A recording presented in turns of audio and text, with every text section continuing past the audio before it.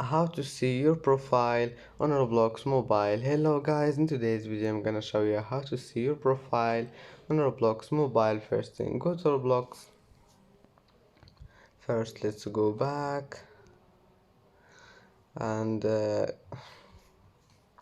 click these 3 points here in the bottom corner, and then just here you will find profile.